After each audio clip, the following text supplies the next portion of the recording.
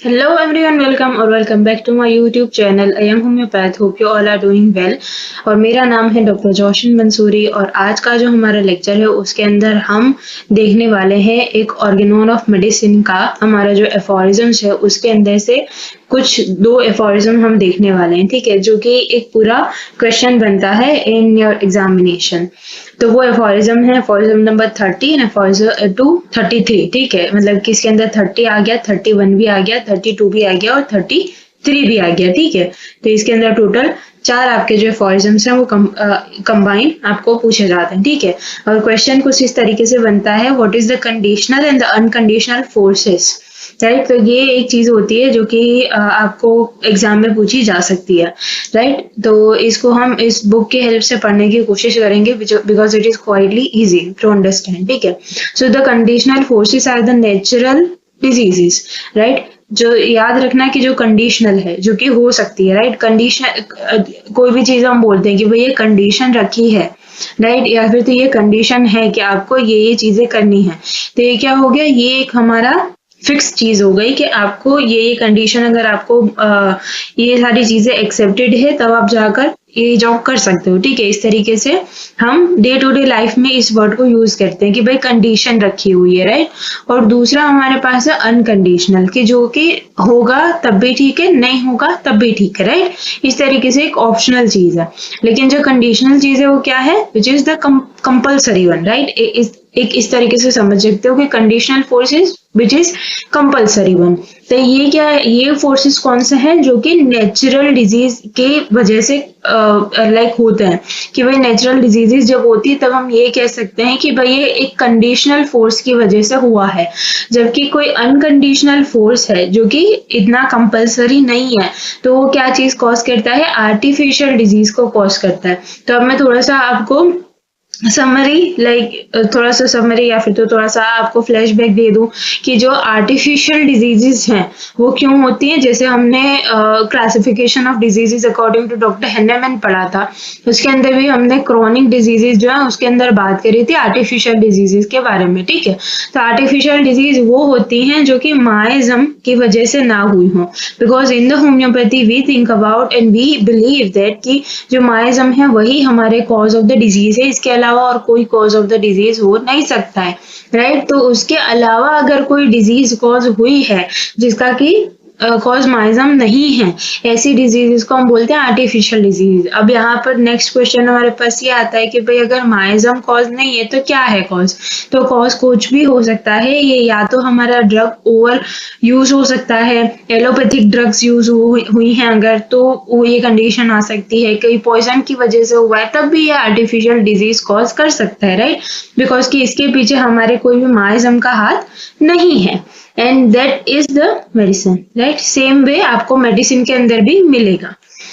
सो यहाँ पर हम थोड़ा सा डीप में देखेंगे what is conditional force, what is unconditional force. ये सिर्फ हमारा एक ब्रीफ समरी था, एक थोड़ा सा हमें आइडिया मिला इन दोनों लाइन के ऊपर से, ठीक है। अब हम डीप में देखेंगे कि भाई कंडीशनल फोर्सेस क्या है, right. So the natural diseases are known as the conditional forces. The first thing, the first line जो कि आपको यहाँ पर मिली हुई है, because they need a condition for their action, right. कि भाई जिस मैंने आपको कहा कि अगर आप कहीं पर जॉब करने जाते हो, ठीक है, तो आपको कुछ कंडीशंस रखी हुई रहती हैं कि भाई आपको जो है कि वीक में इतने डेज काम करना पड़ेगा, आपको सिर्फ संडे की छुट्टी मिलेगी या सैटरडे संडे की छुट्टी मिलेगी, ठीक है। आपको ये काम करने हैं, आपको इतने आवर्स तक काम करने हैं। तो ये क्या होगा, ये कंडीशंस हो गई कि सामने वाले ने आपको कंडीशंस बताई कि अगर आप इस चीज के ऊपर अग्री होते हो तो हम आगे बढ़ेंगे। तो ये क्या हो गया, ये कंपलसरी थिंग हो गया। तो यहाँ पर जो नेचुरल डिजीज है उसको अपना एक्शन करने के लिए कुछ कंडीशन चाहिए रहती है, ठीक है।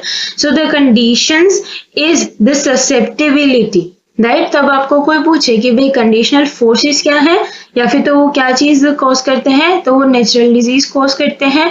और कंडीशन सिर्फ क्या है, विच इज ससेप्टिबिलिटी। अब यहाँ पर हम ससेप्टिबिलिटी को थोड़ा सा ब्रश आउट करेंगे कि भाई जो ससेप्टिबिलिटी होती है, राइट, तो कोई पर्सन की ससेप्टिबिलिटी हम किसको बोलते हैं कि वो सामने कोई उसको कोई स्टिमुलाई मिला तो उसका उसने रिएक्शन दिया, राइट। फॉर एग्जाम्पल कि आपने एक बॉल को एक दीवार के ऊपर मारा, राइट। तो अब जो आपने बॉल को दीवार के ऊपर मारा है, क्या हो गया, स्टिमुलाई हो गया, और उस दीवार ने उस बॉल को वापस फेंका आपकी तरफ, ये क्या हो गया, हमारा रिएक्शन हो गया। तो उसी तरीके से ससेप्टिबिलिटी भी है। तो जैसे हम बोलते हैं कि अगर कोई पेशेंट है जिसके बहुत ज्यादा सिम्टम्स आ रहे हैं, तो उसकी ससेप्टिबिलिटी कैसे हो जाती है, हाई हो जाती है। दैट मीन्स कि वो पर्सन ज्यादा ससेप्टेबल था इस चीज को, इस डिजीज को होने के लिए। तो यहाँ पर उसी चीज को हमने बोला हुआ है condition. Putting the simple words, it means that the natural diseases can occur only if the person was susceptible to that particular disease, right? And a person can fall sick only if the susceptibility to the natural diseases, right? जैसे हर बार मैं आपको example देती हूँ corona का, कि सब लोगों को कोरोना नहीं हुआ, लेकिन जिनको हुआ है उनको बहुत ज्यादा भी हुआ है, राइट? कि जिनको कुछ लोगों को हुआ और उनकी डेथ भी हो गई, राइट? तो ये क्या चीज हो गई कि वो इस पर्टिकुलर डिजीज के लिए ससेप्टेबल थे। एपिडेमिक डिजीजेस के अंदर भी ऐसा ही होता है कि कोई पर्सन जो है वो उस एक पर्टिकुलर डिजीज के लिए ससेप्टेबल होते हैं, राइट? तो उसी की वजह से ही वो सिक हो जाते हैं। If it is not susceptible, he will not fall sick, right? अगर आप बहुत ज्यादा हेल्दी हो और आपका जो है कि ससेप्टिबिलिटी नहीं है टुवर्ड्स दैट पर्टिकुलर डिजीज, तो आप बीमार नहीं पड़ोगे, राइट? फॉर एग्जाम्पल, यहाँ पर हमें एग्जाम्पल्स भी दे रखे हैं कि भाई ससेप्टिबिलिटी जैसे कि किसी की हाई किस तरीके से हो सकती है, ससेप्टिबिलिटी की क्या मतलब एक कंडीशन है कि इसकी वजह से नेचुरल डिजीज हो जाती है। So if the person is expose to the cold humid climate, right, कि भाई किसी का वेदर चेंज भी हुआ है, कोल्ड ह्यूमिड क्लाइमेट भी है, बारिश के बाद जो हो जाता है उसके अंदर भी लोग बहुत ज्यादा सिक हो जाते हैं। He will fall sick only if the fulfill the condition which is susceptibility of being the susceptible to that particular climate, right? जैसे कि सब लोग ही हमारे आसपास सारे लोग ही उसी डैम वेदर के अंदर, डैम क्लाइमेट के अंदर रह रहे हैं, लेकिन सब लोगों को तो सर्दी जुकाम नहीं हो जाता है। तो जिसको हुआ है दैट मीन्स कि वो उसकी ससेप्टेबिलिटी थी कि उसको सर्दी जुकाम हो, right? So this is he will fall sick only if he is susceptible to that climate. तो ये हो गया हमारा क्या, कंडीशनल फोर्स। समरी दे देती हूँ। तो कंडीशनल फोर्स क्या है, जिसकी वजह से नेचुरल डिजीजेस होती हैं। तो कंडीशनल फोर्स के अंदर जो कंडीशन की हम बात कर रहे हैं वो क्या है, ससेप्टेबिलिटी है, ठीक है? बस इतनी सिंपल सी ये तीनों चीजें आपको याद होनी चाहिए, natural disease, conditional force and susceptibility, ठीक है? उसके बाद हमारे पास दूसरा चीज है which is unconditional force. So the artificial diseases are known as the unconditional forces. These are the diseases that are caused due to the medicine, right? जो मैंने आपको आगे समझाया कि एलोपैथिक मेडिसिन या फिर तो होम्योपैथिक मेडिसिन से भी बहुत बार हमें एग्रावेशंस आ जाते हैं। तो ये क्या चीज हुई कि वो आर्टिफिशियली ये डिजीज कॉज हुई है। यहाँ पर हमारी ससेप्टिबिलिटी या फिर तो हमारी जो कोई भी माइज्म है वो इसके पीछे कॉज नहीं है। यहाँ पर कॉज क्या है, medicine. So these are known as the unconditional forces because they do not need the condition which is susceptibility, right? कि भाई जो हमारा ये डिजीज जो है वो आर्टिफिशियल डिजीज है, उसको होने के लिए ससेप्टेबिलिटी की जरूरत नहीं है। ये चीज किसकी वजह से होती है, मेडिसिन की वजह से होती है, मेडिसिन के ओवरडोज की वजह से होती है। तो यहाँ पर ससेप्टेबिलिटी का कोई रोल ही नहीं है। So that is the artificial disease shows their effect under the all circumstances, in all the person at all the time, right? तो ये आपको कभी भी हो सकती है। जैसे मैंने आपको कहा कि जो कंडीशनल डिजीजेस हैं, ठीक है, तो वो उसके लिए ससेप्टेबिलिटी होनी चाहिए। फॉर एग्जाम्पल कि भाई आप ह्यूमिड वेदर में रहते हो, आपकी जो है कि इतना डाइट अच्छा नहीं है, आपका जो है कि ओबेसिटी है, सेडेंटरी लाइफ है, ठीक है, तो हो सकता है कि आपको आगे चलकर हाइपर एसिडिटी की कंडीशन हो सकती है, आपको एसिडिटी, जलन वगैरह हो सकती है। लेकिन ये क्या होगा कि आपकी susceptibility towards that particular disease. लेकिन यहाँ पर क्या है, फॉर एग्जाम्पल कि आप ऑलरेडी आपकी हाइपर एसिडिटी जो है उसको लोअर डाउन करने के लिए मेडिसिन ले रहे हो, लेकिन ऐसा भी हो सकता है कि उसी मेडिसिन का कोई साइड इफेक्ट आपको हो गया। तो यहाँ पर क्या है, आपको ससेप्टेबिलिटी की जरूरत नहीं पड़ी, आपको किसी भी टाइम पर किसी भी पर्सन को ये चीज हो सकती है। यहाँ पर क्या चीज है कि आपको मेडिसिन की वजह से ये चीज हुई है, राइट, ये डिजीज हुई है।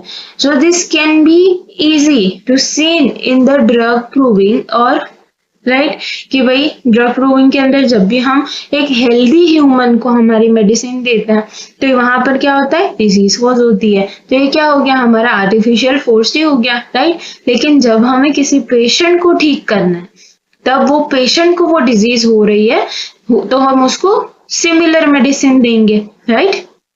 तो ये क्या हो गया, हमने क्लिनिकल यूज किया, लेकिन ड्रग प्रूविंग में हम क्या करते हैं, उस पेशेंट के ऊपर उस ह्यूमन के ऊपर, हेल्दी ह्यूमन के ऊपर हम डिजीज कॉज करवाते हैं उसकी बॉडी के अंदर, जिसे कि हम ड्रग प्रूविंग कहते हैं, ठीक है। So in the drug proving the drug produces their action in all the prover under all circumstances and at all the time, right. तो जैसे हम कोई भी मेडिसिन लिखते हैं, कि कोई भी मेडिसिन हम मटेरिया मेडिका में पढ़ते हैं, तब जब हम देखते हैं कि कुछ कुछ ऐसे हमारे मेडिसिन हैं जो कि सारे ही टेम्परामेंट, सारे ही कॉन्स्टिट्यूशन के ऊपर सेम इफेक्ट देती है, राइट। तो ये चीज कहाँ से हमें पता चली, थ्रू द ड्रग प्रूविंग। और ये चीज क्यों हुई, बिकॉज कि हेल्दी ह्यूमन के अंदर हमारी मेडिसिन ने इफेक्ट किया, और वो मेडिसिन का इफेक्ट क्या है, unconditional force which is artificial disease, right.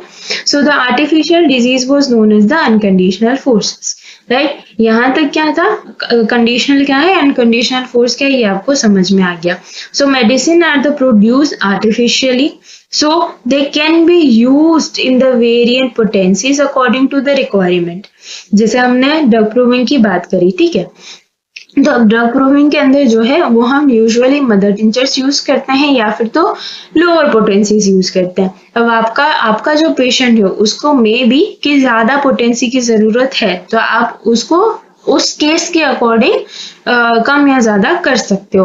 और जैसे हमें पता है, कुछ लोगों ने जो है कि मैंने बहुत सारे लेक्चर्स के अंदर बताया भी है कि जो होम्योपैथिक मेडिसिन है वो कम डोज के अंदर अलग काम करती है और हायर डोज के अंदर अलग काम करती है, ठीक है, अलग सिम्टम्स देती है। तो आपको उसके अकॉर्डिंग अपने पोटेंसी को सिलेक्ट करना है। So we can control the potency and the repetition of the medicine according to our patient or our patient symptoms, right? So this is why the homeopathic medicines are the superior than the natural diseases in treating the patient। तो अब यहाँ पर क्या है ना कि आपको बहुत बार इस तरीके से भी क्वेश्चन आता है, why the homeopathic medicine are superior than the natural diseases। तो उसके अंदर भी आप सेम यही कंडीशनल फोर्स और अनकंडीशनल फोर्स को समझा सकते हो और एट दी एंड आप इस तरीके से अपना सेंटेंस लिख सकते हो, ठीक है। तो यहाँ से आपके दोनों के दोनों जो है कि क्वेश्चन जो है वो ठीक हो जाते हैं कि भाई कंडीशनल अनकंडीशनल फोर्स क्या है और हमारी होम्योपैथिक मेडिसिन नेचुरल डिजीज से सुपीरियर किस तरीके से है, ठीक है। दोनों क्वेश्चन आपके यहाँ पर सॉल्व हो जाते हैं। सो होपफुली आपको सारा लेक्चर, जो सारा कंटेंट मैंने आपको दिखाया है वो अच्छे से समझ में आया होगा। अगर आपको कोई भी क्वेश्चन रहता है then you can ask me in the comment section and do not forget to like, comment, share and subscribe to my channel and thank you so much for watching.